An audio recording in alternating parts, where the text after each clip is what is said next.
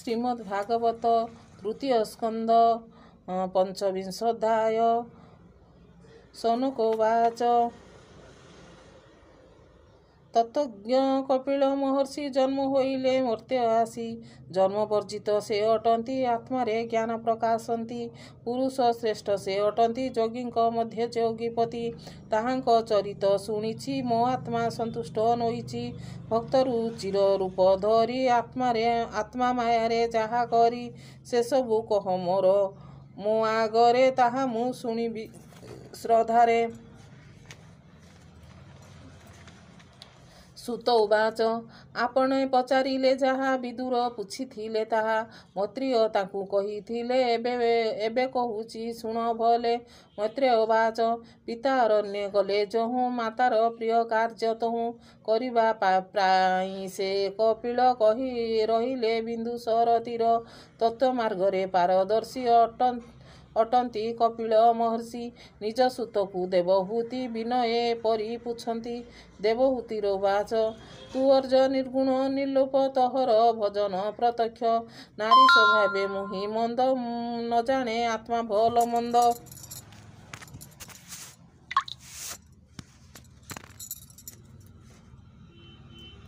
କି ରୂପେ ସଂସାର ତୁଟଇ ଜୀବନ ବନ୍ଧନ ଫିଟଇ।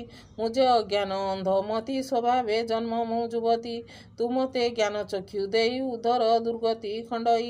ତୁ ପୁତ୍ର ମୋତେ ଦୟା କର ଏ ଘୋର ସଂସାରୁ ଉଦ୍ଧାର। ମାତୃ ସ୍ୱଭାବେ କର ଦୟା ଯେମନ୍ତେ ତୁଟୁ ମୋର ମାୟା।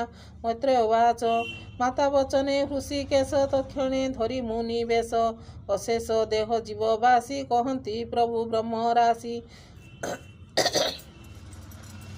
କପିଳ ଉବାଚ ଶୁଣ ଜନନୀ କହୁ ତୋତେ ତୁ ଯେ ପ୍ରସନ୍ନ କଲୁ ମୋତେ। ଯାହାର ଚିତ୍ତ ଭକ୍ତି ଯୋଗେ ଭଜଇ ମୋ ଚରଣ ଯୁଗେ।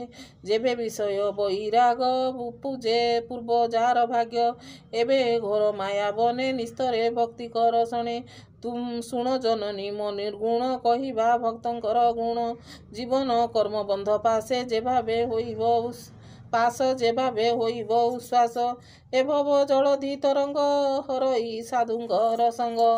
ଉଭୟେ କୈବଲ୍ୟ କାରଣେ ମନ ନ ଭ୍ରମେ ଭବ ବଣେ। ପ୍ରାଣୀ ବିଷୟ ସମମତ କରଇ ଯୋଗ ଦୟାହିତ। ଜଗତ ସର୍ବ ସମ ଦେଖ ନିଶ୍ଚଳେ ରୁହେ ଆତ୍ମା ସୁଖେ। ନିରତେ ଗୋବିନ୍ଦ ଚରଣେ ସ୍ମରିବ ପ୍ରୀତି ଅନୁକ୍ଷଣେ। ଦାରା ସୁଜନେ ପ୍ରୀତି ଧନ ଗୃହ ଉପେକ୍ଷି ଚଳେ ବନ।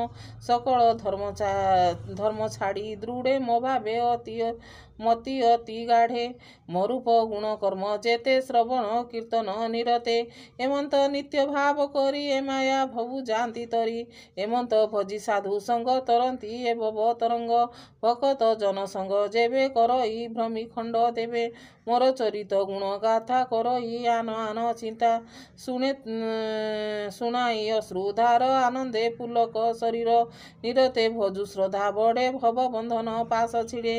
ଅଶେଷ ଜନ୍ମ ଭାବ ବହେ ଭକତ ଜନେ ଶ୍ରଦ୍ଧା ବହେ। ଭକ୍ତ ଜନଙ୍କ ଶ୍ରଦ୍ଧା ନାବେ ବସି ତରିବ ଭକ୍ତି ଭାବେ। ଭକତ ସଙ୍ଗେ ନାବେ ବସି ଏ ସିନ୍ଧୁ ତରେ ଯେ ଆଶ୍ୱାସୀ। ଯେଣୁ ଭକତ ପ୍ରିୟ ହରି ତପାଦେ ଭବ ସିନ୍ଧୁ ତରି। ଏମନ୍ତ ସୁତ ବାକ୍ୟ ଶୁଣି ଆନନ୍ଦେ କର୍ଦ୍ଦମ ଘରଣୀ। ଆନନ୍ଦ ରସେ ହରଷିତ ତତ୍କ୍ଷଣେ ହୁଏ କୃତ୍ୟ। ଦେବହୂତିର୍ବାଚ ପୁଣି ପଚାରେ କର ଯୋଡ଼ି ଆକୁଳେ ପୁତ୍ର ପାଦେ ପଡ଼ି। ଏ ରୂପେ ଭକ୍ତି ଯୋଗ ଜାଣି କି ରୂପେ ଭକ୍ତି ପରିମାଣି। ଏଣେ ଯେ ମୋ ମନ ସଂଶୟ କହେ ପ୍ରଭୁ ଦୟାମୟ। ଏମନ୍ତ ମାତା ବାକ୍ୟ ଶୁଣି କପିଳ ବେଶେ ଚକ୍ର ପାଣି। ଶ୍ରୀ ଭଗବାନ ଉବାଚ ଶୁଣ ଜନନୀ ବାକ୍ୟ ମୋର ଆଗମ ନିଗମ ପ୍ରକାର। ଯେ ଧର୍ମ କରେ ଶାସ୍ତ୍ର ବାଦେ ଇନ୍ଦ୍ରିୟ କର୍ମର ସମ୍ବାଦେ। ଯେ ବନେ ଯେବା କର୍ମ ଧର୍ମ ଇନ୍ଦ୍ରିୟ କରେ ସେହି କର୍ମ। ଏ ସର୍ବ କର୍ମ ଯେବେ ମୋତେ ଦେଇ ଭଜଇ ଅବିରତେ। ଆପଣେ ଅକିଞ୍ଚନ ରୂପେ ଭ୍ରମଇ ମାୟାମୟ କଳ୍ପେ। ଭକତ ଜନ ଯେ ପ୍ରଧାନ ଲଭଇ କୈବଲ୍ୟର ପ୍ରାଣ।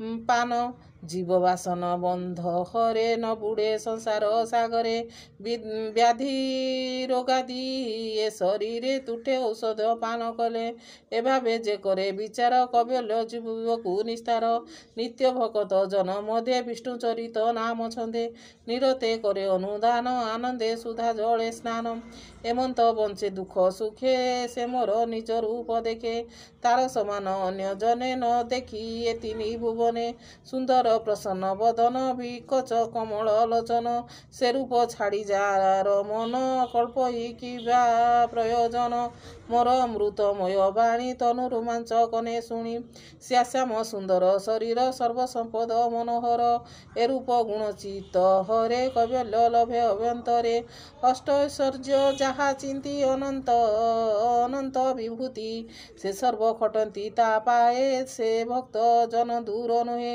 ଏଣୁ ଭକତ ରଖେ ହରି କାଳ ନ ପାରେ ଗ୍ରସ୍ତ କରି ଯାହାର ଇଷ୍ଟ ବନ୍ଧୁ ମୁଇଁ ମୋତେ ସର୍ବସ୍ୱ ସମର୍ପଇ ନାହିଁ ତା ଇହ ପରଲୋକ ନ ମାନେ ଆତ୍ମା ଦୁଃଖ ସୁଖ ଏକାନ୍ତେ ଲଭି ବଳ ମତେ ମନ ବଚନ ନିତ୍ୟ ଚିନ୍ତେ ସର୍ବସମର୍ପି ଅବିରତେ ପଶଇ ମୋର ପାଦ ଗତେ ମୁଁ ଜୀବ ପୁରୁଷ ପ୍ରଧାନ ମୋ ଜୀବ ବନ୍ଧୁ ନାହିଁ ଆନ ଦେଖ ମୋହର ଭକ୍ତ ଯେତେ ଯନ୍ତ୍ରିତ ଅଛନ୍ତି ଜଗତେ